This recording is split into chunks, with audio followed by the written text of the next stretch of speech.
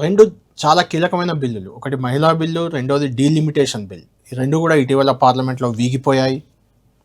అది బీజేపీకి కొంత ఎదురు దెబ్బగా ప్రచారం జరుగుతుంది. ముఖ్యంగా బిల్లులు వీగిపోయేందుకు తెలంగాణనే కారణమైనట్లు ఒక చర్చ పెద్ద ఎత్తున జరుగుతుంది దేశవ్యాప్తంగా. తెలంగాణ ముఖ్యమంత్రి రేవంత్ రెడ్డి తీసుకొచ్చిన ప్రతిపాదన డీలిమిటేషన్కు అడ్డుగా ఆయనే మార్చారు. డీలిమిటేషన్కు అడ్డుగా మారారు రేవంత్ రెడ్డి. దానివల్లే ఇది ఆగిపోయిందని ఒక చర్చ. ఇది బీజేపీకి తొలిసారిగా కొంత ఎదురు దెబ్బ. అప్పుడెప్పుడో వ్యవసాయ చట్టాల విషయంలో వెనక్కి తగ్గిన బీజేపీ దానిపై క్షమాపణ కూడా చెప్పింది. అయితే ఈసారి పార్లమెంటు సాక్షిగా బిల్లు వీగిపోవడం అధికారంలో ఉన్న పార్టీకి ఖచ్చితంగా అది కొంత భంగపాటే. తెలంగాణలో కూడా బీజేపీలో రకరకాల గ్రూపులు, వివాదాలు, చర్చలు రకరకాలుగా సాగుతున్నాయి. ఇవన్నీ చాలా హాట్ టాపిక్. అందుకే ఈసారి మనకు వీకెండ్ పాడ్కాస్ట్లో జాయిన్ అవుతున్నారు BJP fire brand MP Raghunandan Rao garu. Raghunandan గారు నమస్కారం. పార్లమెంట్లో తిరుగులేని ఆధిక్యత ఉంది, తిరుగులేని నాయకునిగా, అంటే ప్రపంచ నాయకుడిగా చెప్తున్నారు మీరు. అసలు మోడీని ఇంకా దేశ నాయకుడు కూడా కాదు. అలాంటిది కొంత ఎదురు దెబ్బ తగినట్టుగా అనిపిస్తుంది సార్. కళ్యాణ్ గారు, ఈ పదాల కనికట్టుతోటి కొంత ప్రజల్ని కన్ఫ్యూజ్ చేసేటువంటి ప్రయత్నం జరుగుతూ ఉంది. మాకు 300 ఎంపీలు వచ్చారు. ఆల్రెడీ మా సీట్లు మాకుండానే ఉన్నాయి. ఇంకా ఏడెదురు దెబ్బ తాకింది? ప్రతిపక్షానికి ఉన్న 230 ప్రతిపక్షానికి ఉన్నాయి. అక్కడ ఏం మారింది? గణాంకాలు ఏం మారలేదు. బట్ 131వ రాజ్యాంగ సవరణ ఆమోదం పొందాలంటే 2/3 మెజారిటీ కావాలి. ఆ 2/3 మెజారిటీ లేదు కాబట్టి 131వ రాజ్యాంగ సవరణ లోక్సభ లోపల వీగిపోయింది. ఇట్ ఈస్ ట్రూ, అది అడ్మిటెడ్ ఫ్యాక్ట్. కరెక్ట్. మా 300 మేనేజ్మెంట్ ఇలాంటి బిల్లుల విషయంలో ఇలాంటివి పెట్టే ముందు ఏ పార్టీ అయినా కొంత ఫ్లోర్ మేనేజ్మెంట్ చేయడం, ప్రతిపక్షాలతో మాట్లాడుకోవడం, వాటికి ఆమోదం వస్తుంది అనుకుంటేనే ముందుకెళ్ళడం, లేకుంటే సైలెంట్గా ఉండడం జనరల్ ప్రాసెస్లో జరుగుతుంది. పార్లమెంటరీ వ్యవస్థలో ఎవరైనా 2/3 కావాలని మీకు. భారతీయ జనతా పార్టీ గురించి మేము ఎప్పుడు మాట్లాడినా ఒక మాట చెప్తాం. Bharatiya Janata party is a party with difference. మిగతా రాజకీయ పార్టీలాగా ఏది పడితే చెయ్యం మేమని చెప్తా ఉన్నాం. ఈ బిల్లు ప్రవేశపెట్టే కంటే ముందు భారత పార్లమెంటరీ ప్రజాస్వామ్యంలో పార్లమెంటరీ వ్యవహారాల శాఖ మంత్రి అయినటువంటి కిరణ్ రిజిజు గారు అన్ని పార్టీల అధ్యక్షుల ఇళ్లకి, పార్టీల నాయకుల ఇళ్లకి వెళ్ళి బిల్లు యొక్క ఇంపార్టెన్స్ని భారత ప్రజలందరి ముందు ఉంచడానికి ప్రయత్నం చేస్తూ ఉన్నాం. స్పెషల్ సెషన్ పెడతా ఉన్నాం, మీరు సహకరించండి అని ప్రతిపక్ష పార్టీల నాయకులు అందరి ఇళ్లకు కూడా కిరణ్ రిజిజు గారు పర్సనల్గా వెళ్ళి బిల్లు యొక్క ఉద్దేశాన్ని వారికి ఎక్స్ప్లెయిన్ చేసి వచ్చినారు. దీంట్లో 2 అంశాలని మనం చూడాల్సింది. 131వ రాజ్యాంగ సవరణ వీగిపోయింది. తమిళనాడు ఉంటుంది, తమిళనాడు ఢిల్లీని ఓడించింది అంటాడు. రేవంత్ రెడ్డి ఢిల్లీలో కూర్చొని అంటాడు, నేను చేసిన ప్రయత్నం వల్లనే ఢిల్లీలో ఈ 131 రాజ్యాంగ సవరణ వీగిపోయింది అంటాడు. మేము ఓడిపోలేదు, మీరు అర్థం చేసుకోండి. మాకు ఓట్లు తగ్గలేదు, ఇన్ఫాక్ట్ మాకు 4 ఓట్లు పెరిగినాయి కూడా, మీరు అది అర్థం చేసుకోండి. బిల్ పాస్గా వీగిపోయింది అంటున్నారు. పాస్ అవుట్ ఉండదు. అది 2/3 మెజారిటీ వస్తే ఆ రాజ్యాంగ సవరణకి ఆమోదం పొందినట్టు చెప్తారు. సో రాజ్యాంగ సవరణ ఎందుకు చేయాల్సి వచ్చింది అనేది ఫస్ట్ మనం ఆలోచించుకోవాలి. చాలామంది డీలిమిటేషన్ చేస్తారట, ఏదో 2 రాష్ట్రాల సీట్లతో ప్రధానమంత్రి అవుతాడట, 3 రాష్ట్రాల ప్రధానమంత్రి అవుతాడంట. ఇట్లా ఒక బ్రిటన్ తత్వవేత్త చెప్పినట్టు నిజం నిద్ర లేచేసరికి అబద్ధం ప్రపంచాన్ని చుట్టొస్తుందని, ముఖ్యమంత్రి కుర్చీలో ఉన్నామని, మీడియా కంట్రోల్లో ఉందని, కంట్రోల్లో లేకపోతే కంట్రోల్లో పెట్టొచ్చని, మనం ఏది చెప్తే అదే రాయాలని, మనం ఏది చెప్తే అదే వేదం అన్నట్టు రీతి లోపల 10 ఏళ్ళ ఒక ఆయన చెలరేగిపోయిండు. పోయిపోయి ఎల్లెలకలు పడితే ఇప్పుడు యాడున్నాడో చూస్తున్నారు. ఇప్పుడు ఈయన కూడా అదే పని చేస్తూ ఉన్నాడు. అధికారం ఆ పొరను అట్లా ఏర్పాటు చేస్తుంది ముఖ్యమంత్రులకి. ఆ పొరతోటి వాళ్ళు అట్లా బిహేవ్ చేస్తూ ఉన్నారు. మీరెంత మీ బలం ఎంత అనేది మీరు అర్థం చేసుకోవాలి. మేము ఎదిగిన కొద్దీ ఒదగాలనే సిద్ధాంతంతో ఉన్నాం కాబట్టి ఒకటోసారి, రెండోసారి, మూడోసారి, రేపు మీరు ఎవరు సపోర్ట్ చేసినా చేయకుండా 4వసారి కూడా ఈ దేశానికి ప్రధానమంత్రి మళ్ళీ నరేంద్ర మోడీ గారే అవుతారు. మీకేం ఆశ్చర్యపోవాల్సిన అవసరం లేదు. ఆయన ఇంతింతాయి వటుడింతాయి అన్నట్టు మీరే చెప్పారు కదా, ప్రపంచంలోనే ఒక గొప్ప నాయకునిగా ఎదిగింది. ఆయనకు తిరుగులేదు. ఇవన్నీ ఏనుగుపోతుంటే మరుగే కుక్కలు మరుగుతూనే ఉంటాయి. ఏ కుక్క టైం వచ్చినప్పుడు ఆ కుక్క మరుగుతుంది, వెళ్ళిపోతుంది పక్కకు తప్ప వాళ్ళు చేయగలిగేది చేసేది కూడా ఏం లేదు. నేను ఇంత కాన్ఫిడెంట్గా చెప్తా ఉన్నాను. ఇకపోతే మన రాష్ట్ర ముఖ్యమంత్రి గారు పోయి నేనేదో ఢిల్లీలో కూర్చొని 3 రోజులు చక్రం తిప్పిన 131 రాజ్యాంగ సవరణ వీగిపోయింది అని చెప్తున్నారు. మీరు 131 రాజ్యాంగ సవరణ ఎందుకు తేవాలనుకుంది భారత ప్రభుత్వం, నరేంద్ర మోడీ గారి నాయకత్వంలో అనేది ప్రజలకు ఒక నిమిషం నేను చెప్పనియాలి మీరు దయచేసి. చెప్పండి. సో భారత పార్లమెంట్లో లేదా భారత పార్లమెంట్ నడిచే విధానం అంతా భారత రాజ్యాంగం మీద డిపెండ్ అయి ఉంటుంది. గౌరవనీయులు బిఆర్ అంబేద్కర్ గారి నాయకత్వంలో దాదాపు మేధావులు అందరూ, దేశంలో ఉన్న వివిధ రంగాల మేధావులంతా కలిసి ఒక రాజ్యాంగాన్ని రాశారు. ఏం చెప్తుంది భారత రాజ్యాంగం? ప్రతి 10 సంవత్సరాలకు ఒకసారి పెరిగిన జనాభా అవసరాలను బట్టి రాష్ట్రాల్లో పార్లమెంట్లో సీట్లను సవరణ చేయాలనేది భారత రాజ్యాంగం చెప్తుంది. జనాభా ప్రాతిపదికన చేయమని చెప్పింది. అవును. సో 1971లో అప్పుడున్నటువంటి కాంగ్రెస్ ప్రభుత్వం ఇప్పుడున్నటువంటి 543 స్థానాలు అనేటిది అప్పుడున్నటువంటి జనాభా రీత్యా ఫిక్స్ చేసినారు. సో 1971 నుంచి కళ్యాణ్ గారు. ఇప్పుడు మనం 2026కి వచ్చినాం. అవి 29 సంవత్సరాలు, ఇవి 26 సంవత్సరాలు. అంటే 55 సంవత్సరాల నుంచి పార్లమెంట్ సభ్యుల సంఖ్యను పెంచడం కానీ పునర్వ్యవస్థీకరించడం కానీ ఎక్కడ జరగలేదు. ఎంతైంది కళ్యాణ్ గారు? 55 సంవత్సరాలు. అంటే దాదాపు 2 తరాలు, 2 పీఢీలు మారిపోతాయి. 1971 అంటే ఇందిరాగాంధీ పోయింది, రాజీవ్ గాంధీ పోయింది, రాహుల్ గాంధీ వచ్చిండు. రాహుల్ గాంధీ కూడా తెల్లంటికలు వచ్చినాయి. ఈయన కూడా రేపో మాపో పోతాడు. 56 ఇయర్స్ నుంచి మీకు లోక్సభలో reorganisation of the parliament seats జరగలేదు.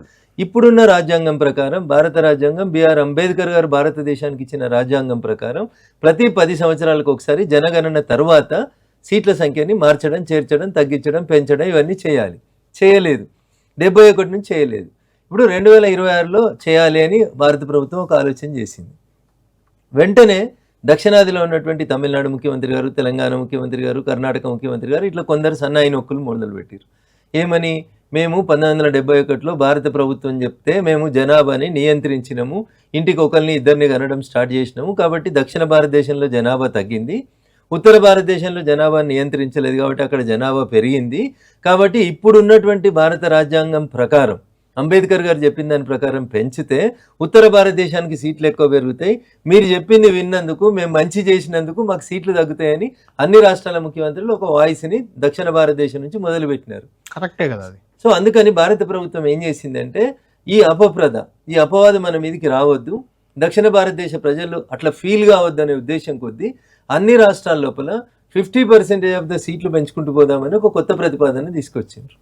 సరే, దాని మీద కూడా రకరకాలైనటువంటి చర్చలు జరిగినాయి. తెలంగాణ ముఖ్యమంత్రి ఒక అడుగు ముందుకేసి జిఎస్డిపి బేసిస్గా మీరు పెంచుర్రి, మేము హైబ్రిడ్ నమూనాని, కొత్త నమూనాని ప్రపోజ్ చేస్తున్నామని తెలంగాణ రాష్ట్ర ముఖ్యమంత్రి గారు ఒక కొత్త మాట అనేసి వచ్చేసిండు. నేను అడుగుతా, మరి రేపు తెలంగాణ రాష్ట్రంలో రేపు సీట్లు పెరుగుతాయి, రేపు శాసనసభకు సీట్లు పెరుగుతాయి, మీరు కూడా అదే హైబ్రిడ్ బేసిస్లో పోతారా? అంటే ఏంది మీరు చెప్పాలనుకున్నటువంటి హైబ్రిడ్ విధానం లేదా జిఎస్డిపి విధానం ప్రకారం ఏమవుతుంది?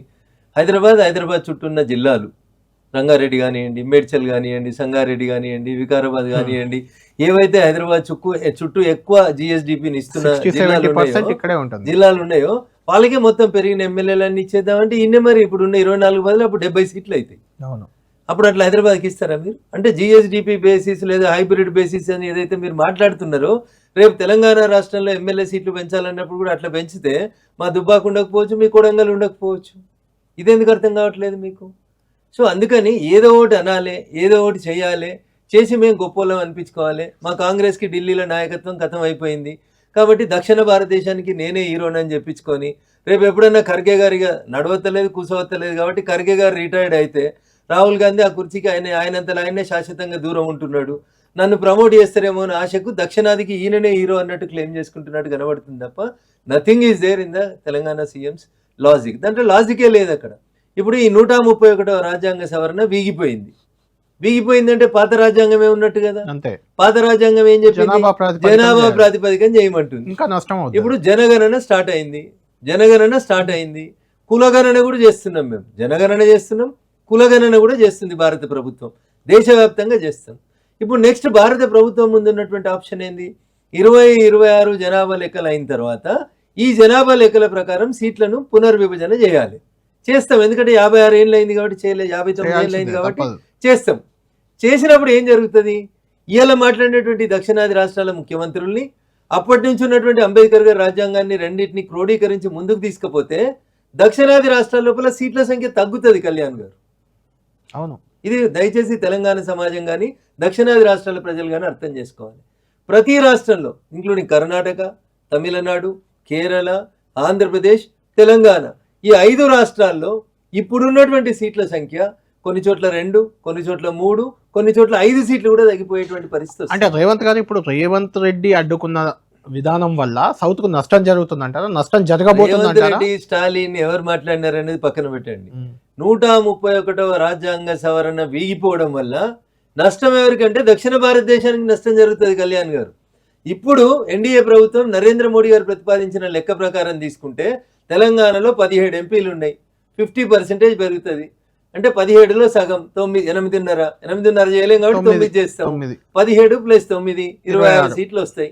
ఆంధ్రప్రదేశ్ 25 సీట్లు ఉన్నాయి, 25 సీట్లలో సగం 13, 25 + 13 38 సీట్లు.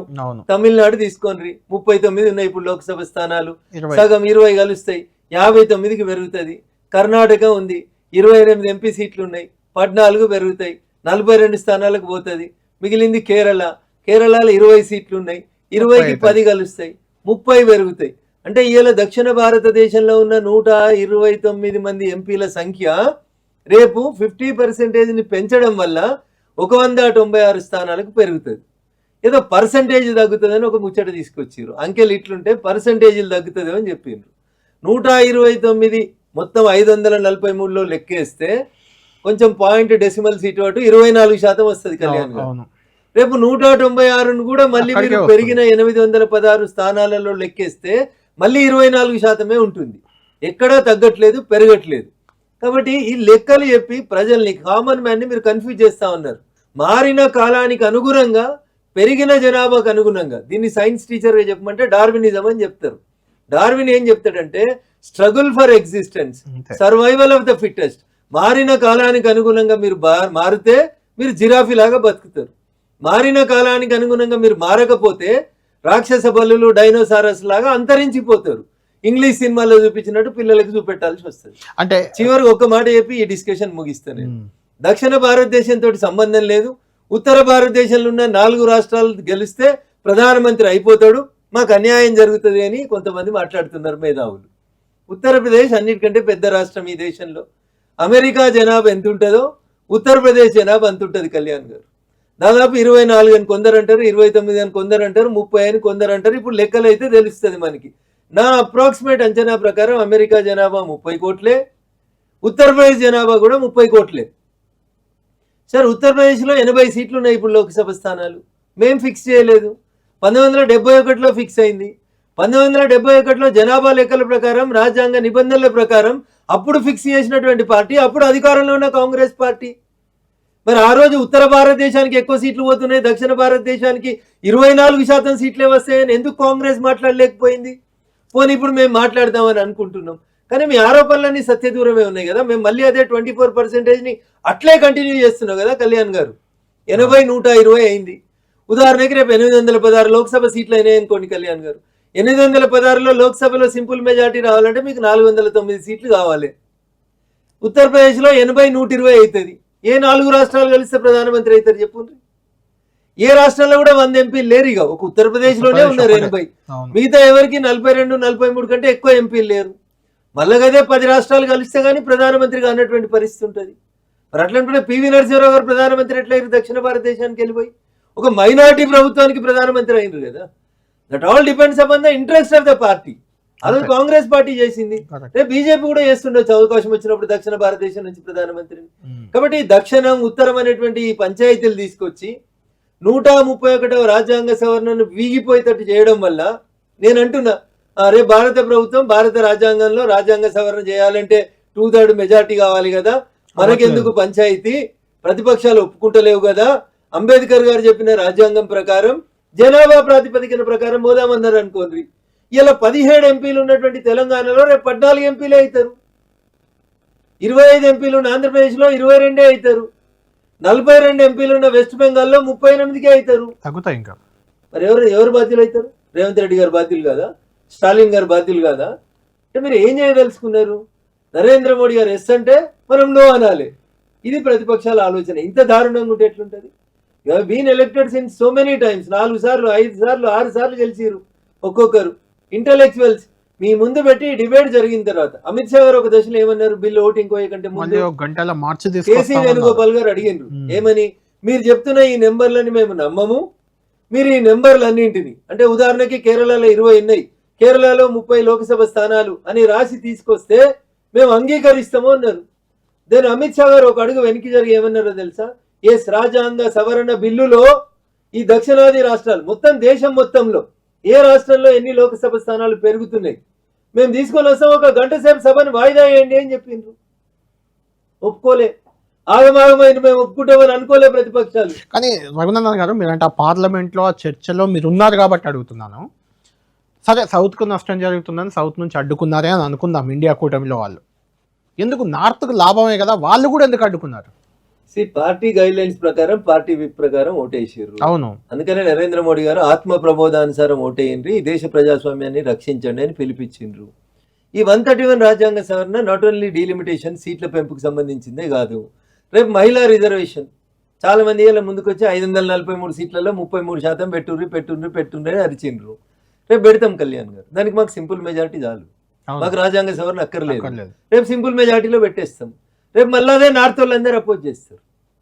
ఇంతకుముందు 2009లో అనుకుంటా, ఇఫ్ ఐఎమ్ నాట్ రాంగ్, ఈ మహిళా సాధికారికత బిల్లుని యూపీఏ 1 2లోనే ఉన్నప్పుడు ప్రవేశపెడితే రాజ్యసభలో పాస్ అయిన తర్వాత యూపీఏలో భాగస్వామి ములాయం సింగ్ యాదవ్ గారు, లల్లు ప్రసాద్ యాదవ్ గారు, ఆ 2 పార్టీలకు సంబంధించిన ఎంపీలే ఆ బిల్లుని చింపి అవతల వారేసిపోయినరు.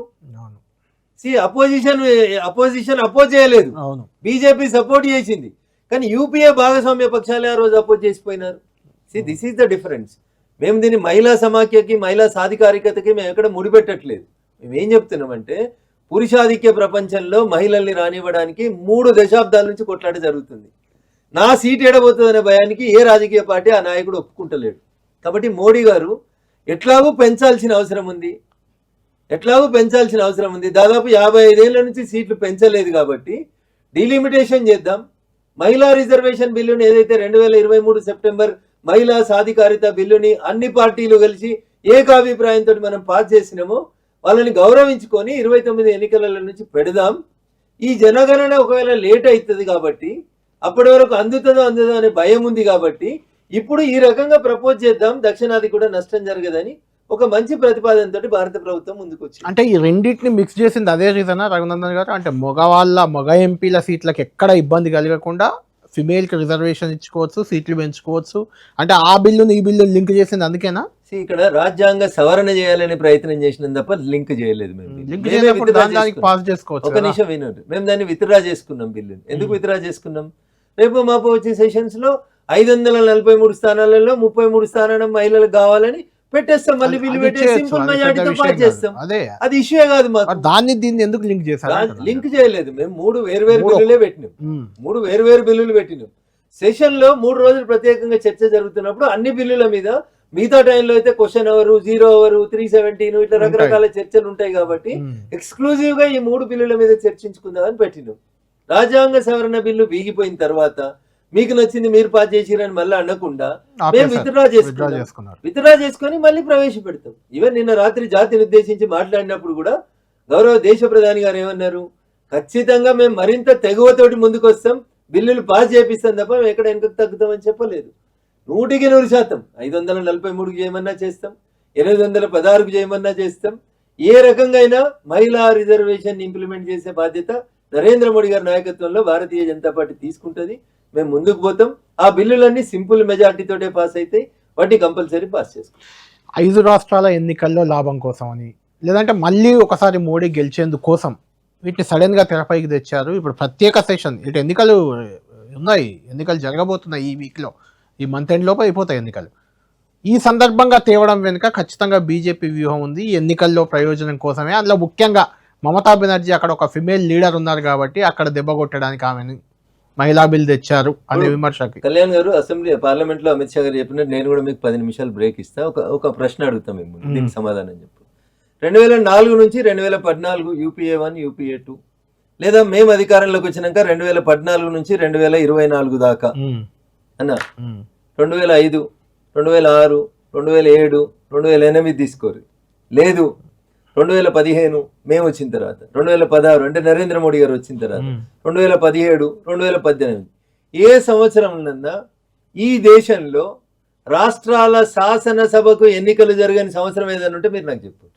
Kindly take break for 10 minutes and search your intelligence and your back office. ఖచ్చితంగా జరుగుతూనే ఉంటాయి. ఈ దేశంలో 2004లో మన్మోహన్ సింగ్ గారు ప్రధానమంత్రి అయితే 2005లో 5 రాష్ట్రాలకు ఎన్నికలైనాయి, 2006లో 4 రాష్ట్రాలకు అయినాయి, 2007లో 3 రాష్ట్రాలకు అవుతాయి. 28 రాష్ట్రాలని మీరు జమిలీ ఎన్నికల్ని 1967లో నాశనం పట్టించి రాష్ట్రపతి పాలనతోటి ఇవాళ ఎవరైతే మీ తోకబట్టుకొని ఊరేగుతున్న ప్రజల చేత ఎన్నుకోబడిన కమ్యూనిస్టు పార్టీ పాలనని కేరళలో 1967 తర్వాత ఈ దేశ తొలి ప్రధాని జవహర్లాల్ నెహ్రూ గారు రద్దు చేసిన కాడ మొదలు పెడితే జమిలీ ఎన్నికలు లేకుండా చేసిరు మీరు ఈ దేశానికి. 52 భారతదేశ రాజ్యాంగం అమల్లోకి వచ్చిన 1950 తర్వాత ఈ దేశానికి జరిగిన మొదటి సార్వత్రిక ఎన్నికలు జమిలీ ఎన్నికలు రాష్ట్రాలకి పార్లమెంట్కి జరిగినాయి. అవును. 57 రెండోసారి జరిగినటువంటి సార్వత్రిక ఎన్నికలు జమిలీ ఎన్నికలు. మూడోసారి 1962 మూడోసారి జమిలీ ఎన్నికలు. 1967 నాలుగోసారి జమిలీ ఎన్నికలు. జమిలీ ఎట్లెత్తారు?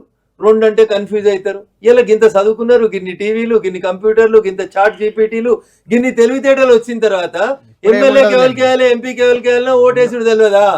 1952లో వేసిర్రు కన్ఫ్యూజన్ లేకుండా. ఆ రోజు ఈ దేశ లిటరసీ రేట్ 35% లేదు. ఇలా 70% దాటింది లిటరసీ రేటు.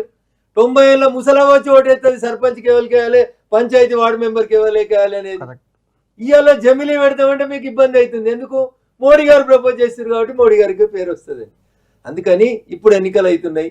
కేరళ అయిపోయినాయి, అస్సాం అయిపోయింది, పాండిచేరి అయిపోయింది, పశ్చిమ బెంగాల్ ఉంది, పశ్చిమ బెంగాల్, తమిళనాడు ఉంది. ఇప్పుడు పెడితే ఇట్లా అన్నారు. సరే ఈ సంవత్సరం 26లో ఉన్నాం. ఇప్పుడు ఆపి 27లో పెట్టినామనుకోండి. కళ్యాణ్ గారు మోడీ అన్నారు ఉత్తరప్రదేశ్ లో గెలిస్తేందుకు పెట్టిర్రు అంటారు. అరే ఇదేమన్యాయమన్నా?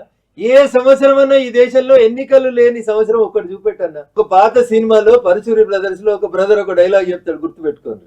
వరదలు వచ్చి జనాలంతా బురదలో ఉన్న సందర్భం లోపల ముఖ్యమంత్రి హెలికాప్టర్లు వచ్చిపోయింది అనుకో, ఏం చెప్పాలంటాడు? కింద జనం బురదలో వస్తుంటే ముఖ్యమంత్రి హెలికాప్టర్లకి వెళ్ళి తిరిగిపోయిందని తిట్టాలి.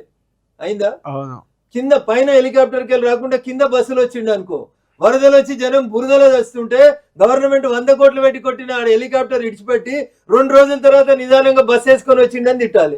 ఇగో ఇది పరచూరి గోపాలకృష్ణ సిద్ధాంతం. ప్రతిపక్షం ఎట్లుండాలో ఆయన ఏదో సినిమాలో చెప్తాడు. 30 ఏళ్ల కింద చెప్పిండు ఆయన. అదే రాజకీయం చేస్తున్నారు వీళ్ళు. మేము ఎస్ అంటే వాళ్ళు నో అంటున్నారు. నేను మళ్ళీ చెప్తున్నా, ఏ బిల్లు తెచ్చినా ఏ బిల్లు దేకున్నా 2029 సార్వత్రిక ఎన్నికలలో 4వసారి ఈ దేశంలో ఎన్డీఏ ప్రభుత్వం నరేంద్ర మోడీ గారి నాయకత్వంలో 4వసారి అధికారంలోకి వస్తాం.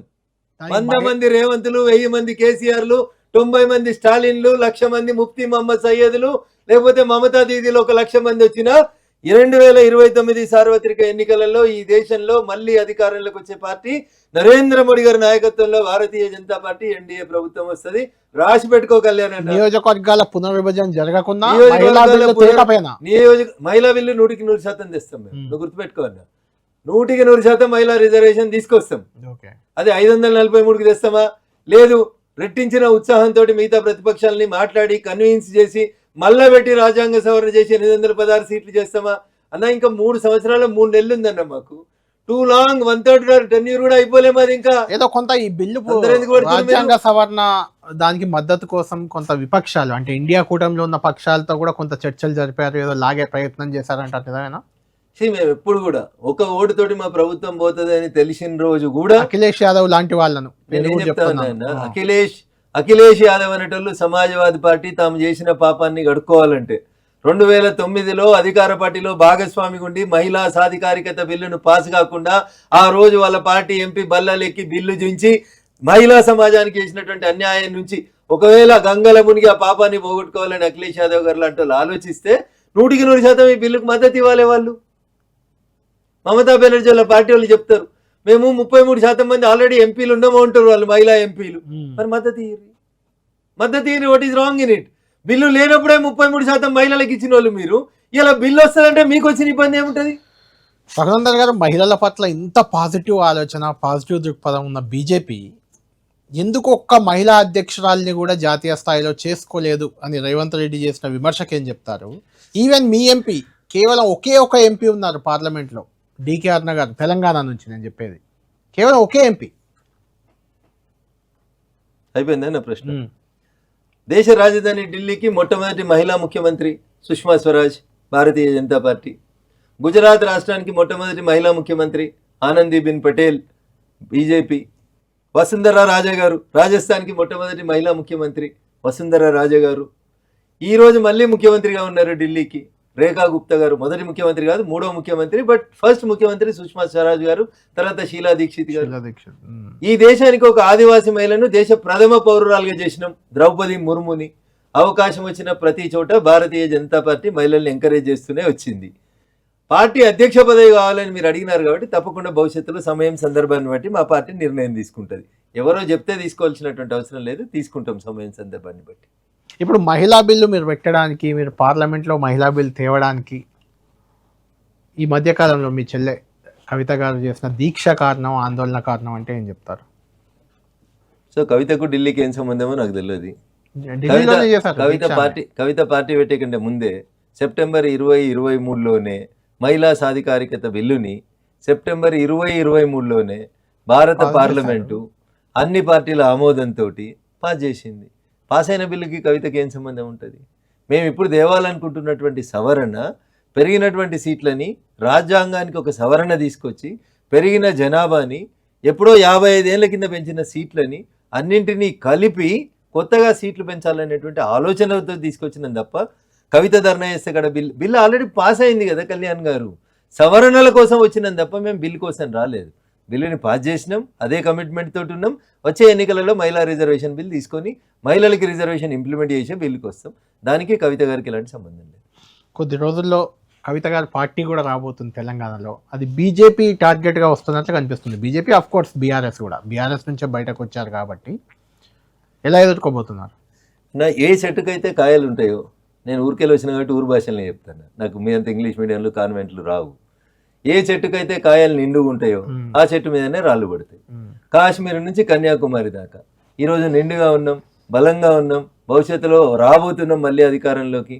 కాబట్టి మమ్మల్ని తిడితేనే ఇంత ఏమైనా మైలేజ్ వస్తుంది, కానీ లేకపోతే వేరే వాళ్ళని తిడితే మైలేజ్ ఏడొస్తుందా? కాబట్టి పడే ప్రతి రాయి బీజేపీ మీదనే పడుతుంది, పడే ప్రతి రాయి ఎన్డీఏ మీదనే పడుతుంది. వాటన్నింటినీ సమర్థవంతంగా తిప్పికొట్టి 4వసారి మళ్ళీ 2029లో నరేంద్ర మోడీ గారి నాయకత్వంలో ఎన్డీఏ భారతీయ జనతా పార్టీ ప్రభుత్వం ఏర్పాటు అవుతుంది. కవిత పార్టీ ప్రభావం ఎలా ఉండబోతుంది తెలంగాణలో అని నా క్వశ్చన్.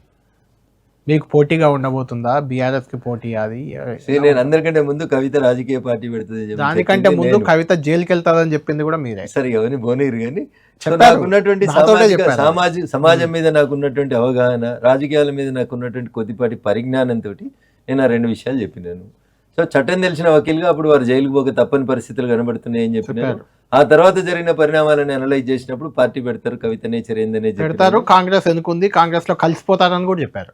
సరే ఇవన్నీ ఏం మరి మీరు అంటున్నారు ఇప్పుడు మళ్ళీ బీజేపీ వైపు, బీజేపీ ఇది బీజేపీ వైపు అనలే, బీజేపీకి గట్టి పోటీ ఉంటుందా, ఎలా ఉంటుంది ఆమె పార్టీ? అన్న దేశంలో ఎన్నికల సంఘం దగ్గర రిజిస్టర్ అయిన చాలా పొలిటికల్ పార్టీస్ ఉన్నాయన్న. ఇప్పటికే ప్రతి రాష్ట్రంలో మమ్మల్ని ఎదుర్కొంటామని చాలా ప్రాంతీయ పార్టీలు ఉన్నాయి. కొత్తగా కవిత గారి పార్టీ పెడితే మేమే ఇబ్బంది పడాల్సిన అవసరం లేదు, భయపడాల్సిన అవసరం లేదు. మేము వెల్కమ్, వారి పార్టీని వెల్కమ్ చేస్తాం, వారిని వెల్కమ్ చేస్తాం. వారు మా మీద యుద్ధం ప్రకటించినా ఇంకేం చేసినా మాకేం ఇబ్బంది లేదు. మీ తిట్లే మాకు ఆశీర్వచనాలుగా మేము ముందుకు ఎదుగుతాం, మళ్ళీ గెలుస్తాం, 4వసారి అధికారం. అంటే మీకు కవిత పార్టీకి ఒక చిన్న సిమిలారిటీ ఉంది, అందుకే ఆ క్వశ్చన్ అడిగాను. ఎందుకంటే మీరు బీసీ ముఖ్యమంత్రి అనేది మీ నినాదం. గత ఎన్నికల్లో బీసీ నినాదంతోనే కవిత పార్టీ పెడుతున్నారు. చంద్రశేఖరరావు గారు కూడా ఒక నినాదంతో ముఖ్యమంత్రి అయ్యండు. ఏందని? తెలంగాణ రాష్ట్రం వస్తే తెలంగాణ రాష్ట్రానికి తొలి ముఖ్యమంత్రి దళితుడే అని చెప్పిండు. నాయన అడుగులు తడబడ్డాయి. తర్వాత 5 ఏళ్ల తర్వాత ఏమన్నాడు ఆయన? దళితుని చేయలే, నేనే ముఖ్యమంత్రి అయినా, ప్రజలు ఓట్లేయలేదా, 2వసారి నేను ముఖ్యమంత్రి కాలేదా, ఏం మాట్లాడుతున్నారు మీరు, అవుట్డేటెడ్ ప్రశ్నలు అడుగుతున్నారు అన్నారు. రేపు కవిత కూడా అంతే చెప్తుంది. మన ఆయన దళితుని ముఖ్యమంత్రి చేస్తా అని చేసిండా? చేయలేదు. నేను కూడా నేనే బీసీ బిడ్డను, పెద్ద బీసీ బిడ్డ, నాకంటే పెద్ద బీసీ ఎవరో ఉంటుంది. ముఖ్యమంత్రి అయితే అంటున్నారు కానీ నినాదం బీసీ నినాదం తీసుకున్నారు మీరు. ఇవి అధికారంలోకి రావడం కోసం వాళ్ళు చేసేటువంటి నినాదాలు, మేమేమో ఆచరణలో పెట్టడానికి చేసేటువంటి నినాదాలు. వాళ్ళకి అధికారంలోకి రావడానికి ఇట్లాంటి స్లోగన్స్ అవసరం. మేము ఏది చెప్తామో అది ఆచరణలో పెడతాం అనేది మాకు వాళ్ళకు ఉన్నటువంటి తేడా. కాబట్టి కవిత పార్టీకి బీజేపీకి ఏదో సిమిలారిటీ లేదు. కవిత మాట్లాడేటువంటి మాటలు మేము చేసేటువంటి పనులకు మధ్యన పొంతనుండదు, పొత్తుండదు. కాబట్టి కవిత సామ్రాజ్యం కవిత, మా లెక్కలు మాకు. రైట్. రఘునందన్ గారు, ఏంటి బీజేపీ, తెలంగాణ బీజేపీ గత ఎన్నికల్లోనే దాదాపు అధికారంలోకి వచ్చినంత హడావుడి చేశారు. యాక్చువల్గా జిహెచ్ఎంసీ ఎన్నికలు, ఆ తర్వాత అధికారంలోకి వచ్చేస్తుంది బీజేపీ అనే రకంగా కలరింగ్ మీరు కూడా చెప్పారు. మాకు 60 సీట్లు పక్కాగా వస్తాయని నాతో కూడా చెప్పారు. గత ఎన్నికలు 60 లేదు, నేను అధికారంలోకి రావడానికి అన్ని సీట్లు వస్తాయని రాలేదు, నేను మాట కట్టుబడి రాలేదు. ఇప్పుడు ఏంటి పరిస్థితి? ఇప్పుడు బీజేపీ ఇంకా కొంత 8 మంది ఎంపీలు, 8 మంది ఎమ్మెల్యేలు వచ్చినా 3 గ్రూపులు, 6 తగాదాలు, 6 పంచాయతీలు, మొత్తం సెంట్రల్ మినిస్టర్లు ఇద్దరు ఉన్నారు. సంజయ్, కిషన్ రెడ్డి టార్గెట్గా మిగిలిన వాళ్ళంతా ఏకమవుతున్నారనే ప్రచారం. ఇప్పుడు లైలాని చూడాలంటే మజ్ను కళ్ళతోటి చూడాలి. కళ్యాణ్ కళ్ళతోటి చూస్తే లైలా అందంగా కనబడేది, రఘునందన్ రావు కళ్ళతోటి చూస్తే అందంగా కనబడేది. నీకు నచ్చిన అమ్మాయి నాకు నచ్చకపోవచ్చు, నాకు నచ్చింది నీకు నచ్చకపోవచ్చు. కాబట్టి అందుకనే పెద్దలు ఏం చెప్పారంటే లైలాని చూడాలంటే మజ్ను కళ్ళతో చూడాలంటారు. బీజేపీ కార్యకర్తల కళ్ళతో చూస్తే మాకు అధికారం ఒక అడుగు దూరంలో ఉన్నట్టు కనబడుతుంది. ఇప్పటికీ మాదందరిది ఒకటే పార్టీ, మాదందరిది ఒకటే గుర్తు, కమలం గుర్తు. మేమందరం ఆ గుర్తు కోసమే పనిచేస్తాం, ఆ గుర్తును అధికారంలోకి తీసుకురావడం కోసమే పనిచేస్తాం. అభిప్రాయ భేదాలు, ఇండివిజువల్ ఒపీనియన్స్ ఉండుంటాయి ఎవరికైనా. వ్యక్తిగా మీకు ఉండేటువంటి అభిప్రాయం, మీరు ఒక రకంగా ఉంటారు, నేను ఒక రకంగా ఉంటాను. మీరున్నంత అందంగా నేను లేకపోవచ్చు, అది వ్యక్తుల మధ్యలో డిఫరెన్స్ కావచ్చు. మాట్లాడేటప్పుడు మీ భాష ఒక రకంగా ఉండొచ్చు, నా భాష ఒక రకంగా ఉండొచ్చు. That is opinion of difference కావచ్చు. కానీ మేమందరం తెలంగాణ భారతీయ జనతా పార్టీ నుంచి గెలిచిన 8 మంది ఎంపీల లక్ష్యం ఒకటే, తెలంగాణలో భారతీయ జనతా పార్టీని అధికారంలోకి తీసుకురావడం. మా 8 మంది ఎమ్మెల్యేలు, మా 3 ఎమ్మెల్సీలు, మా రాజ్యసభ సభ్యులు అందరి ఆలోచన కూడా తెలంగాణలో భారతీయ జనతా పార్టీని అధికారంలోకి ఎట్లా తీసుకురావాలనే ఆలోచన తప్ప we don't have anything else. మీకు మళ్ళీ చెప్తున్నాను నేను, ముందు కుందేలు పడితే కుప్పలు ఎవడు తినాలి, మెడ ఎవడు తినాలి, తల ఎవరు తినాలి, కాలు ఎవరు తినాలి అని లెక్క. మనం ఇట్లా కొట్లాడుకుంటున్నామని వార్తలు ఇట్లా మీడియా స్పెక్యులేట్ చేసి ప్రతిపక్షాలకి స్కోప్ ఇచ్చుకుంటూ పోతుంటే, మొన్న జారిపోయినట్టు మళ్ళీ ఒకసారి అధికారం జారిపోతే కార్యకర్తలు మనల్ని క్షమించారు. అందుకని we are all one, we stand for lotus, we'll work for lotus. తెలంగాణలో భారతీయ జనతా పార్టీని అధికారంలోకి తీసుకురావడానికే పనిచేస్తాం. మొన్న అరవింద్ గారు చేసిన కామెంట్, అది ఏదో లేఖలు రాయడం తప్పు అని లక్ష్మణ్ గారు అంటే ఆయన్నే నా పైన లేఖ రాశారని. ఏంటి లేఖల పంచాయతీ ఏంది బీజేపీ? సో మీరు అరవింద్ గారు చెప్పిందన్నారు, బహుశా నెక్స్ట్ పాడ్కాస్ట్కి లక్ష్మణ్ గారిని కూడా పిలువుండ్రి. వాళ్ళిద్దరు ఏం రాసిరో నాకైతే తెలియదు. ఏమన్నా తెలిస్తే ఆ ఇద్దరు సమాధానం చెప్పి. రఘునందన్ గారు, ముఖ్యంగా తెలంగాణ అంశానికి వస్తే, తెలంగాణపై పార్లమెంట్ సాక్షిగా బీజేపీ నేతలు అంతకుముందు మోడీ తల్లిని చంపి బిడ్డని చేర్చారని, నిన్న మీ ఎంపీ, బెంగళూరు ఎంపీ, ఆయనైతే ఏకంగా పాకిస్తాన్తో పోల్చారు. పాకిస్తాన్ విభజన ఎలా అయిందో తెలంగాణ విభజన. ఇలాంటివి కొంత ఎఫెక్ట్ పడట్లేదా మీకు తెలంగాణ బీజేపీ నాయకులపై, ప్రజల్లో కొంత మీకు ఇబ్బందికరం కాదా? ఇప్పుడు కాంగ్రెస్ అధికారంలో ఉంది ఈ రాష్ట్రంలో. కాంగ్రెస్ ఈ రాష్ట్రాన్ని విభజించింది కంపల్షన్ వల్ల, ప్రజల కోరిక వల్ల, ప్రజల విజ్ఞప్తి వల్ల, ప్రజల డిమాండ్ మేరకు తప్పనిసరి పరిస్థితులలో విభజించింది. ద వే ఇన్ విచ్ ఆ డివిజన్ జరిగింది అనేది లోక్సభ ప్రొసీడింగ్స్ని ఉటంకిస్తున్నప్పుడు చెప్తారు తప్ప, ఒకవేళ భారతీయ జనతా పార్టీ తెలంగాణ రాష్ట్రానికి వ్యతిరేకమైతే పార్లమెంట్లో బిల్ పాస్ అయితేందుకు మేమే కదన్నా మద్దతు ఇచ్చింది. బేషరతుగా నిలబడ్డాం కదన్న. 2 ఎంపీలు ఉన్నటువంటి టీఆర్ఎస్ పార్టీ కాదు కదన్న. 183 మంది ఎంపీలు ఉన్నటువంటి భారతీయ జనతా పార్టీ లోక్సభలో ప్రతిపక్ష నాయకురాలు శ్రీమతి సుష్మా స్వరాజ్ గారి నాయకత్వంలో తెలంగాణ రాష్ట్ర ఏర్పాటుకు మేము బేషరతుగా మద్దతు ఇస్తున్నామని చెప్పి లేచి నిలబడి చెప్పింది. రాజ్యసభలో గౌరవనీయులు అరుణ్ జైట్లీ గారు లేచి నిలబడి చెప్పిండ్రు. మేము మద్దతు ఇవ్వకపోతే తెలంగాణలో లోక్సభ లోపల తెలంగాణ బిల్లు, ఆంధ్రప్రదేశ్ పునర్వ్యవస్థీకరణ చట్టం 2014 ఎట్లా పాస్ అవుతుందన్నా? మోడీ గారు చెప్పిన, తేజస్వి సూర్య గారు చెప్పిన సందర్భంలో పార్లమెంట్లో మీరు గందరగోళం చేస్తున్నారు, మీరు మంద ఉందని బుల్డోజ్ చేస్తున్నారు అనేటువంటి ప్రస్తావన కాంగ్రెస్ వైపు నుంచి మా మీద జరిగినప్పుడు, మీరు సభని నడిపేటప్పుడు ఎట్లా నడిపినరు, ఎన్ని సందర్భాల్లో ఎట్లా నడిచింది అని ఉటంకిస్తున్న సందర్భం లోపల ఉటంకించిన పదాలుగానే చూడాలి తప్ప, అట్లంటే కాకినాడలో 1998లో 1 ఓటు 2 రాష్ట్రాలను తీర్మానం చేసిన పార్టీ భారతీయ జనతా పార్టీ అన్న. Without BJP there is no Telangana bill in the Lok Sabha, Rajya Sabha. మేమే కదా లోక్సభలో బిల్ పాస్ అయినాక ఇదే కేసీఆర్ గారు, అదే రాజ్నాథ్ సింగ్ గారి దగ్గర, లేకపోతే అప్పుడు ఉన్నటువంటి అమిత్ షా గారి దగ్గర కూర్చొని ఈ బిల్లుని పాస్ చేయించాలి రాజ్యసభలో అరుణ్ జైట్లీ గారిని కలవలేదా? సుష్మా స్వరాజ్ గారు పార్లమెంట్లో మాట్లాడుతూ సోనియమ్మనే కాదు ఈ చిన్నమ్మని కూడా గుర్తుంచుకొని, నన్ను కూడా గుర్తుంచుకొని, నేను కూడా బేషరతుగా మద్దతు ఇచ్చిన అని చెప్పింది కదా. ఉస్మానియా యూనివర్సిటీకి ఏ రాజకీయ పార్టీ రాని రోజు, తెలంగాణ ఉద్యమానికి మద్దతు ఇయ్యని రోజు, లోక్సభలో ప్రతిపక్ష నాయకురాలుగా ఉన్నటువంటి సుష్మా స్వరాజ్ గారు వచ్చి కదా ఉస్మానియా యూనివర్సిటీ చౌరస్తాల నిలబడి ఉస్మానియా యూనివర్సిటీ ప్రాంగణంకి వెళ్ళి చెప్పిపోయింది కదా, బిడ్డలారా జావకండి, తెలంగాణకు భారతీయ జనతా పార్టీ కట్టుబడి ఉన్నదని. దిస్ ఈజ్ అవర్ కమిట్మెంట్ అన్న. ప్రొసీజరల్ యాక్యునని పెప్పర్ స్ప్రేలు మీ సొంత పార్టీ ఎంపీలు కొట్టుకున్నారు, మీరు తలుపులు వేసుకొని తన్నుకున్నారు, మీకు అసలు విధానం తెలియదు, మీకు సభ నడపడం రాదు అని చెప్పే సందర్భంగా దాన్ని ఒక ఉదాహరణగా చెప్పినట్టు చూడాలి తప్ప భారతీయ జనతా పార్టీ ఏ రోజు తెలంగాణకి వ్యతిరేకంగా. ఆ లెక్కకు వస్తే ఇలా భారతీయ జనతా పార్టీ ఎంపీలు ఎవరు, కాంగ్రెస్ ఎంపీలు ఎవరో చూడూరి. ఎవరు రఘునందన్ రావు కంటే గొప్పగా జై తెలంగాణ అన్నాడా చామల కిరణ్ కుమార్ రెడ్డి? ఎన్నడు జై తెలంగాణ అన్నాడన్నా చామల కిరణ్ కుమార్ రెడ్డి? నల్గొండ ఎంపీ రఘువీర్ గారు ఎప్పుడన్నా జై తెలంగాణ అని రోడ్ల మీదకి వచ్చిండా అన్న? ఈటల రాజేందర్ గారు రాలేదా? రఘునందన్ రావు గారు రాలేదా? చేవల విశ్వేశ్వరరెడ్డి గారు రాలేదా? మేము కదా తెలంగాణ కోసం కొట్టాను, మాకంటే గొప్పోళ్ళు రాన్న తెలంగాణ కోసం కొట్లాడిన వాళ్ళు. కాబట్టి దయచేసి భూతద్దం పట్టుకొని వెతికి ఏడ భారతీయ జనతా పార్టీని బదనాం చేద్దామా అనే ఆలోచనకి ఎవరి నోట్లోంచి అన్న ఒక పదం వస్తే దాన్నే తీసుకొని ఏం సెంటిమెంట్ అన్నా? ఎవరు ఎర్రబెల్లని మంత్రి పదవి ఇస్తాడు చంద్రశేఖరరావు? ఎవరు తలసాని శ్రీనివాస్ యాదవ్ అని పార్టీలో జాయిన్ చేసుకుంటారు? ఎవరు కడియం శ్రీహరి అని తీసుకొని మంత్రి పదవి ఇస్తారు? ఎవరు డి శ్రీనివాస్ ఎవరని తీసుకొని ఇచ్చిండు ఆయనకు రాజ్యసభ? వీళ్ళంతా జై తెలంగాణ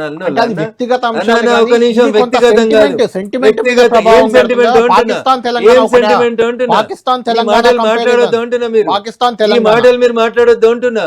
369 మందిని కాల్చి చంపిన పార్టీ కాంగ్రెస్ అని చెప్తాం. That blame is always there on the Congress. అవి కూడా మాట్లాడొద్దా?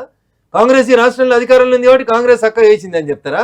1968-69 అమరవీరుల కోసం కట్టిన స్తూపాన్ని ఈ ఏళ్ళ దాకా ఓపెన్ చేయని దౌర్భాగ్యులు వీళ్ళని చెప్తాం. మేము బరాబర్ మాట్లాడతాం. మీరు ఆ సందర్భం వచ్చినప్పుడు బరాబర్ అంటాం దౌర్భాగ్యం మాట్లాడొచ్చు కానీ పాకిస్తాన్ విభజనతో తెలంగాణ విభజన పోల్చారు అనే ఒక విమర్శ వస్తుంది కదా. అదే హరీష్ రావు అనడానికి ఏం పని ఉండదు, ఎప్పటికీ సెంటిమెంట్ ఎరోజ్ చేసుకుందాం, ఆయన ఒక్కడే తెలంగాణ ఉద్యమకారులకి ఎవరికి జై తెలంగాణ రాదు అన్నట్టు ముచ్చట చెప్తాడు. మాకంటే గొప్ప కొట్ల నాకంటే గట్టి కొట్లు అన్నాడు ఎవడో చెప్పు జర జై తెలంగాణ అని. 78 కేసులు ఉన్నాయన్న మా మీద. అంత మిగతా వాళ్ళు తర్వాత అధికారం కోసం వచ్చిన వాళ్ళు వాళ్ళ గురించి మాట్లాడతారు మీరు. ఎవడన్నా జై తెలంగాణ అన్నోడు తెలంగాణ క్యాబినెట్లు ఉన్నోళ్ళు ఎవరున్నారు? దానం నాగేందర్లు, సవిత ఇంద్రారెడ్డిలు, గీవిల్ల అన్న జై తెలంగాణ అన్నోళ్ళు. మాకంటే గొప్పగా తెలంగాణ అన్నారా? మేము తెలంగాణ అన్నప్పుడు దెబ్బలు పడ్డాం. అధికారంలోకి వచ్చినాక మళ్ళీ ఎవరైతే తెలంగాణను వ్యతిరేకించారో విధవాలు మూర్ఖులు అట్లాంటి వాళ్ళతో మళ్ళీ మాకే ఇబ్బందులు వచ్చినాయి. అయినా మేము కట్టబడి ఉన్నాం, కష్టపడి ఉన్నాం. మాకంటే గట్టిగా జై తెలంగాణ అన్నాడు ఎవడన్నాడు అంటున్నా. ఎవరో ఏదో సెంటిమెంట్ నెరవేర్ చేస్తామంటే కుదరదన్న. ఎందుకంటే when you have given ministry, నువ్వు మంత్రి పదవులు తలసాని గారికి, కడియం శ్రీహరి గారికి, లేకపోతే దానం ఎవడైతే జై తెలంగాణ నుండి కట్టెపట్టుకొని ఉరికిచ్చి నల్లద్దాలు పెట్టుకొని కొట్టిండో దానం నాగేందరం తెచ్చి కండువ వేసిన రోజే నువ్వు జై తెలంగాణ అన్నోనికి ఏం గౌరవం ఇచ్చినావు అనేది అర్థమవుతుందన్న. ఏం మాట్లాడితే కళ్యాణ్ ఆడికి ఓకో ఆ స్పిరిట్ లేదు. అదంతా కమర్షియలైజ్ అయింది, వ్యాపారం చేసుకున్నారు, దోచుకున్నారు వాళ్ళు. వాళ్ళ గురించి మాట్లాడకు. తగులున్నాను కదా. అలాంటి వ్యాపారులు, అలాంటి దొంగలు, దోపిడీదారులు అని మీరు చెప్తున్నారు కాబట్టి అలాంటి పార్టీకి ఎంపీ రఘునందన్ వెళ్ళి ఓటేశాడు. ఇది చాలా విమర్శల పాలైంది. ఏం చెప్తారు దానికి? ఇప్పుడు నేను అదే చెప్పిన, ఒక ఎన్నికకి ఇంకో ఎన్నికకి పొంతన ఉండదు, సారూప్యత ఉండదు. ఎప్పుడు జరిగిన ఎన్నికలు అవి? మున్సిపల్ ఎన్నికలలో మున్సిపల్ చైర్మన్ ఎన్నిక కోసం రఘునందన్ రావు పోయి ఓటేసింది. బీఆర్ఎస్ కోటేశారు. నేను చెప్తా వినరు. తెలుగులోనే ఇక్కడ ఒక ఎంపీ, అక్కడ ఒక ఎమ్మెల్యే, తెలుగులోనే హరీష్ తెలుగులోనే చెప్తాను. విను. ఎందుకు మీడియాకి అంత అత్యుత్సాహం నాకు తెలియదు. తెలుగు మీడియాకి రఘునందన్ రావు దొరికితే కోడిగుడ్డు మీద ఈకలు వీకినట్టు వీకాలే, రఘునందన్ రావు టార్గెట్ చేయాలని ప్రతిపక్షాలకు ఉందంటే ఒక మీనింగ్ ఉంటుంది. మీడియా కూడా అత్యుత్సాహం అంటున్నా. చెప్పేది వినాలే కదా. ఏమైందన్న వివరణ అడగాలి కదా. ఏం లేకుండా ఏది పడితే ఎవరుతా ఉంటే మాకు గొట్టం ఉందని గొట్టాలు పెట్టి ఎవరుతామంటే ఎవడుకుంటాడు. పోయి నాతోటి నడవదు కదా పంచాయతీ. ఇస్నాపూర్ మున్సిపాలిటీకి జరిగిన మున్సిపల్ చైర్మన్ ఎన్నికలలో రఘునందన్ రావు పోయి ఓటేసిండు. టీఆర్ఎస్ పార్టీ మున్సిపల్ చైర్మన్ అభ్యర్థికి ఓటేసిండు. ఎదురుగా కాంగ్రెస్కి వెళ్ళి మున్సిపల్ చైర్మన్ అభ్యర్థికి పోటీ చేస్తుంది ఎవరు? ఎవరికైనా తెలుసా మీడియాకి? నీలం మధు భార్య. నీలం మధు ఎవరు? మీ పైన పోటీ చేసిన కాంగ్రెస్ పార్టీ నుంచి ఎంపీగా నా మీద పోటీ చేసినటువంటి అభ్యర్థి. ఎవరికి వేయాలి మరి? నా ముందు ఆప్షన్ ఏముంటది? నీలం మధు కేసరావల్ల వేయకుండా ఉండొచ్చు కదా దూరంగా, సపరేట్ కూరుకోను. కానీ ఎవరికి వేయాలో అంటున్నా. ఓటు వేయాలని వేయొద్దా? ఓటు వేయకపోతే చచ్చిపోయినట్టని ఊర్లలో చెప్తారు. నేను ఎందుకు ఓటు వేయొద్దు? ఏం చెప్పదలుచుకోరు మీరు? ఇప్పుడు చెప్పరు. నా ప్లేస్లో మీరుంటే ఏం చేస్తారు? బీసీకి వ్యతిరేకంగా వేసింది నీలం మధుకు. నేను వేసిన అమ్మాయి కూడా బీసీఏ. అది కూడా ఒక చర్చ జరిగింది. నేను అందుకనే చెప్తా ఉన్నా, మీకు ఏం తెలియదు కాబట్టి అన్ని చర్చలు నేనే ఓపెన్ చేసిపోతా ఉన్నా కదా. నీలం మధు బీసీ కాబట్టి బీసీ బిడ్డకు వ్యతిరేకంగా ఓటేసింది. ఆ మున్సిపల్ చైర్మన్ రిజర్వ్ అయిందే బీసీకి. నీలం మధు గారి శ్రీమతికి వేయకపోతే ఇంకో అమ్మాయికి వేస్తే ఆ అమ్మాయి కూడా బీసీఏ. రఘునందన్ రావు ఓసీకి వేస్తుంది కోలేదు ఆడ ఓటు. ఆడున్న రిజర్వేషన్స్ ప్రకారం ఓటేసినాం. నా ప్లేస్ లో మీరుంటే నన్ను అడుగుతున్న మీడియా ఎవరికి ఓటేస్తుందో చెప్పు. అంటే నా మీద పోటీ చేసిన వాళ్ళకి చేశాడు కాబట్టి ఖచ్చితంగా అది గ్యారంటీ ఉండాల్సిందే కదా. అది కాంగ్రెస్ పార్టీ, ఇది బీజేపీ పార్టీ. వేసినాం, దాంట్లో ఇబ్బంది ఏముంది? మీరు అంతే ఎగిరెగిరి పడి రఘునందన్ బీఆర్ఎస్ కి ఎట్లా ఓటేసిండు? రఘునందన్ ఒడగొట్టింది బీఆర్ఎస్ కాదా? దుబాకలో రఘునందన్ ఒడగొట్టింది బీఆర్ఎస్ కాదా? మెదక్ పార్లమెంట్ గెలుస్తుందని మీ సర్వేలు మీ లెక్కలని తొక్కలని చెప్తే మెదక్ పార్లమెంట్ లో టీఆర్ఎస్ ఒడగొట్టింది బీఆర్ఎస్ ఒడగొట్టింది రఘునందన్ కాదా? అంటే రఘునందన్ జనరల్ గా బీజేపీలోనే టార్గెట్ అవ్వడానికి ఒక అవకాశం ఇచ్చారు కదా మీరు. రఘునందన్ కి కుల బలం లేదు, రఘునందన్ కి ధన బలం లేదు. రఘునందన్ కార్యకర్తల కోసం ఉంటాడు, రఘునందన్ ప్రజల కోసం ఉంటాడు, రఘునందన్ ఉన్నదిన్నట్టే మాట్లాడతాడు. సో ఉన్నదిన్నట్టు మాట్లాడినోనికి ఊరందరు శత్రువులు ఉంటారు. దాంట్లో కళ్యాణ్ శత్రువు ఉంటాడు, ఇంకో టీవీ ఆయన ఉంటాడు, ఇంకో టీవీ ఆయన ఉంటాడు. దానికి నేనేం చేస్తా? ఎవరికో సరెండర్ కావాల్సిన అవసరం నాకేముంది? అంత సరెండర్ అయ్యేటోని ఉంటే నేను ఉప ఎన్నికలు గెలిచిన తర్వాత నన్ను 100 కేసులు పెట్టి సతాయిస్తే కూడా నేను ఎన్నడూ తల వంచలే. అరే జయ జయ హే తెలంగాణ జననీ జయకేతనం ఎందుకు తెలంగాణ రాష్ట్ర గీతం కాలేదని నేను ఎమ్మెల్యే గెలిచిన తర్వాత మొదటి రోజు నాకు మైక్ ఇచ్చిన రోజు నిండు శాసనసభలో ముఖ్యమంత్రిని నిలదీసి అడిగిన అంటున్నా.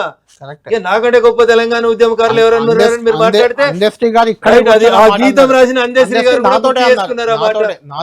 This is my commitment towards Telangana రాష్ట్ర మిషన్ లో తెలంగాణ ప్రజల ఆకాంక్షల విషయంలో ఎవరు తప్పు చేసినా రఘునందన్ ఇట్లే తిరగబడతాడు, ఇట్లే కొట్లాడతాడు. రఘునందన్ గారు మీరు కుల బలం లేదన్నారు కాబట్టి ఈ మధ్య ఒక కుల సర్వే వచ్చింది. మీ కులం 0.4% ఉందని నిజమేనా? అది సర్వే చేసిన వాళ్ళు అడుగురు, గవర్నమెంట్ సర్వే అది. అడుగు మరి వాళ్ళ కులం ఎంత ఉంది సర్వే అడుగు. 30% ఆ కులం ఎంత ఉంది అడుగు. అది ఆల్మోస్ట్ ఓవరాల్ అంటే ఓసీల్లో అది 30%, 2.5 ఏదో అన్న ఓవరాల్ లో చూడాల్సింది మొత్తం జనాభాలో చూడాలి. ఓసీలా ఇంత 30%, 40% లెక్క. ఓవరాల్ గా చూసినప్పుడు ఓవరాల్ గా చూస్తే వాళ్ళు కూడా సింగిల్ డిజిట్ లోనే ఉన్నారు. They are also in single digits.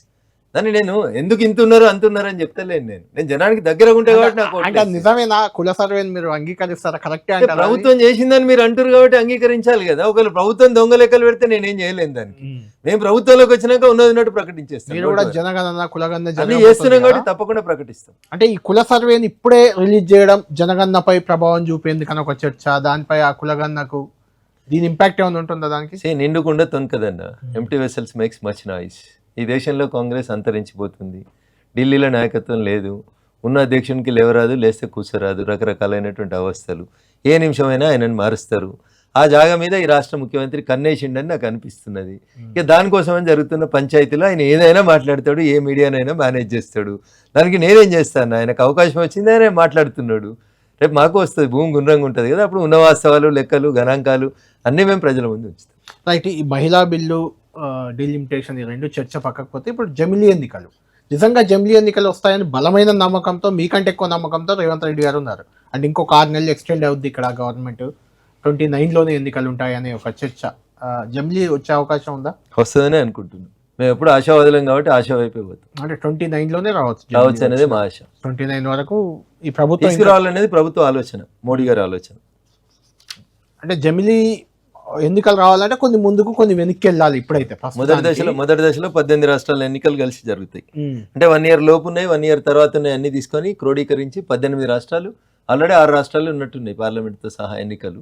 అట్లా చేస్తారు. నెక్స్ట్ ఎలక్షన్స్కి మొత్తం 28 రాష్ట్రాలని కలిపి చేస్తారు అనేది నాకున్నటువంటి అవగాహన. తెలంగాణలో ఆల్రెడీ మీ పార్టీలో కొంతమందిలో, బీఆర్ఎస్లో కూడా కొంతమందిలో బయట జరుగుతున్న చర్చ, అంతర్గతంగా వాళ్ళు మాతో చెప్తున్న మాటలు కూడా ఈ రెండు కలిసిపోతాయి త్వరలో అని.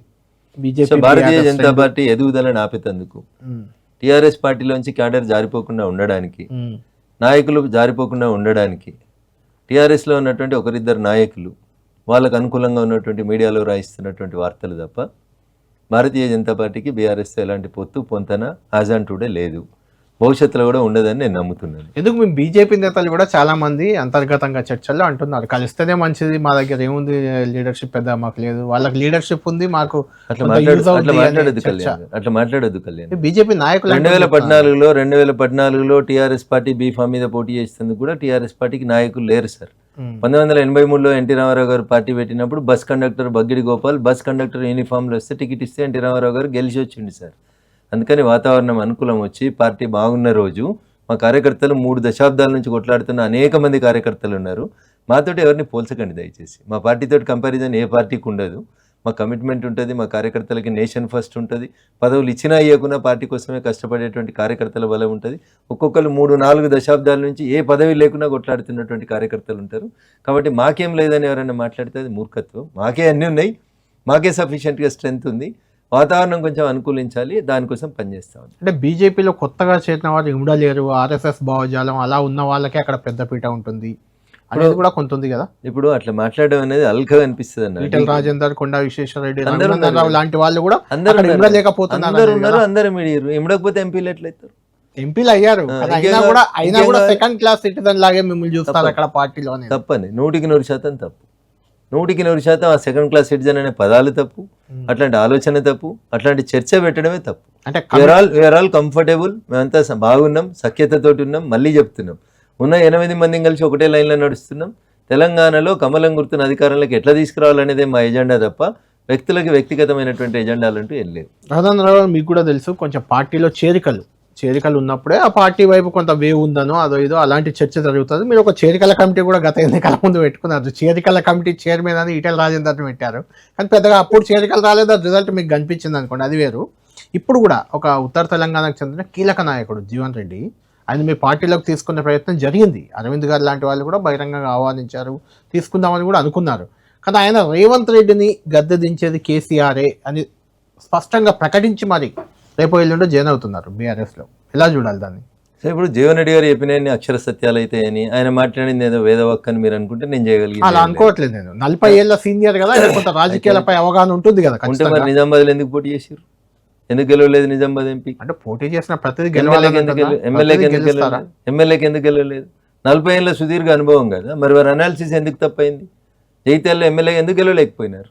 ఆ తర్వాత పార్టీ ఎంపీకి ఇచ్చింది, ఎందుకు గెలవని సీటుకి ఎందుకు పోటీ చేస్తారు జీవన్ రెడ్డి గారు లాంటి అనుభవజ్ఞులు? కాబట్టి వారి అనుభవం కొన్ని సందర్భాల్లో పొరపాటు జరగవచ్చు.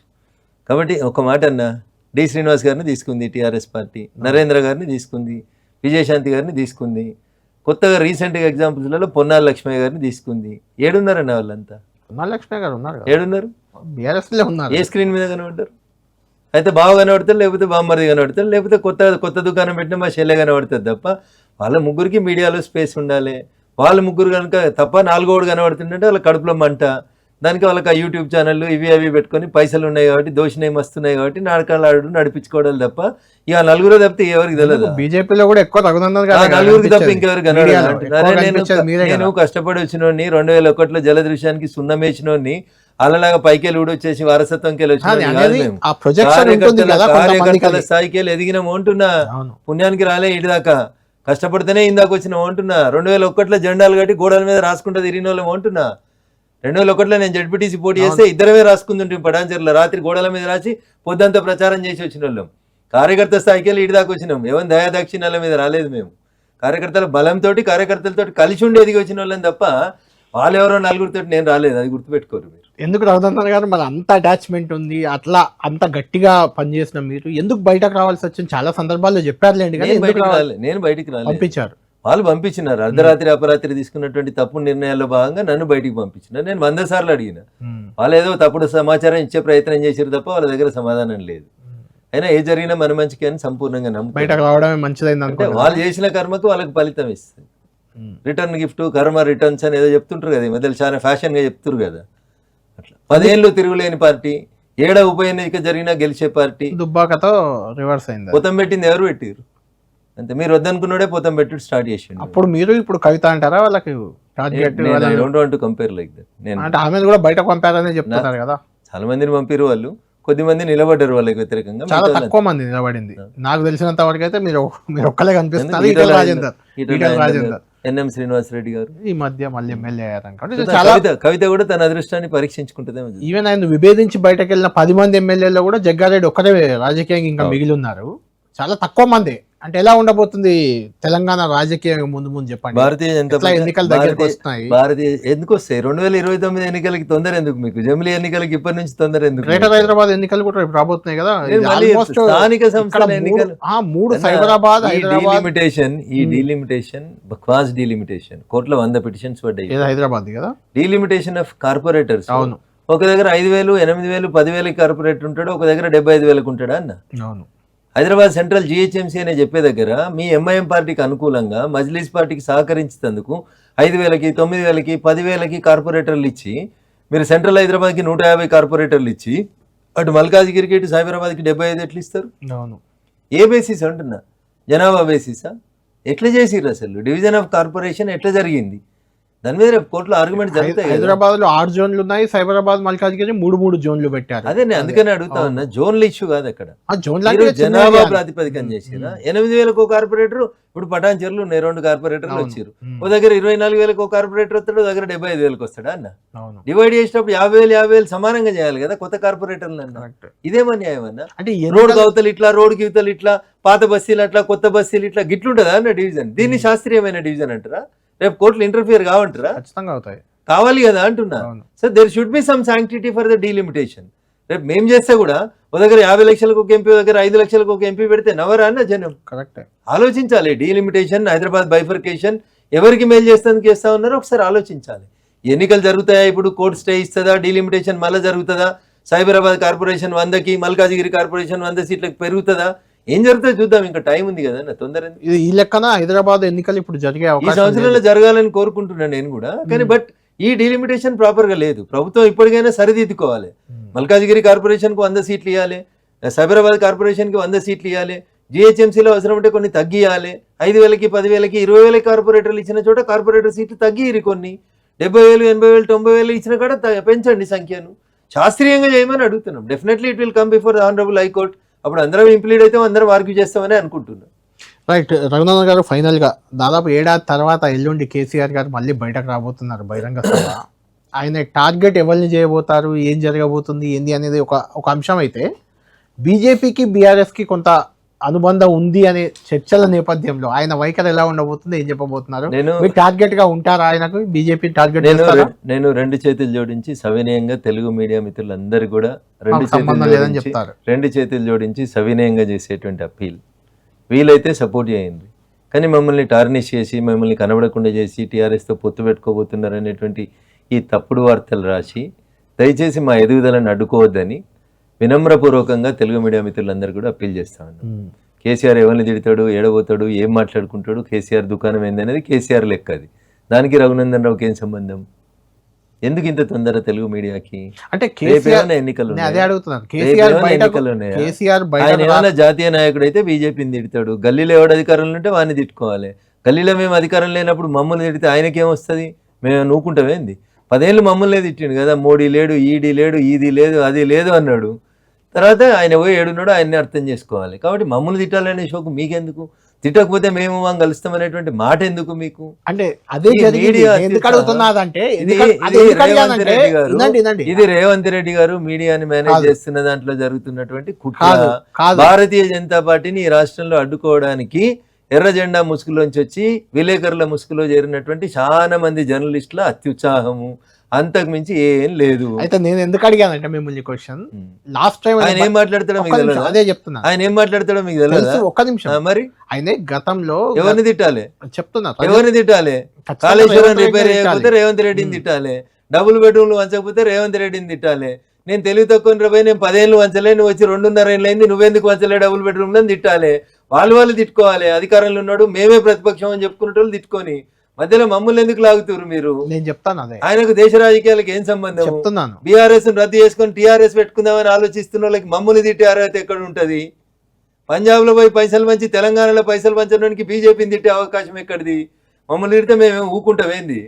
ఇస్త్రీ వేసి వదిలేస్తాం. లాస్ట్ టైం బయటకు వచ్చింది రజతోత్సవ సభ వేదికగా, అప్పుడు బీజేపీని ఏం తిట్టలేదు కాబట్టి ఆ రెండింటికి సంబంధం ఉంది అని అలిగేషన్ లెటర్ రాసింది కవిత గారు. అప్పుడు అలా జరిగింది కాబట్టి కవితని పాడ్కాస్ట్ చేసిరా?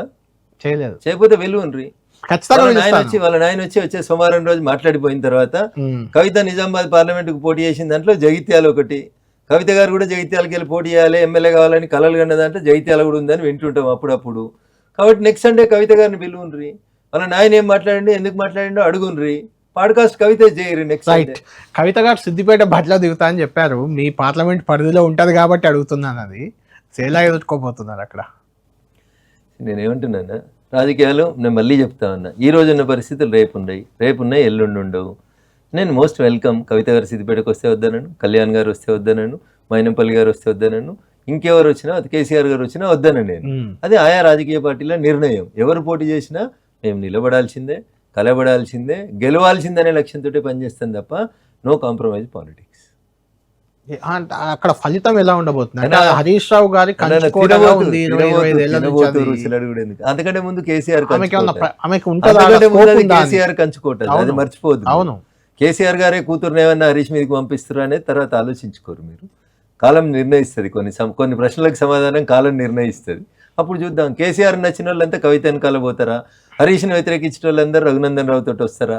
ఇవన్నీ ఆలోచించుకోవాల్సిన ప్రశ్నలు, కాలం చెప్పాల్సినటువంటి సమాధానం. చాలా టైం ఉందని నేను అనుకుంటున్నాను. రైట్, థ్యాంక్ యూ రఘునందన్ గారు, థ్యాంక్ యూ వెరీ మచ్.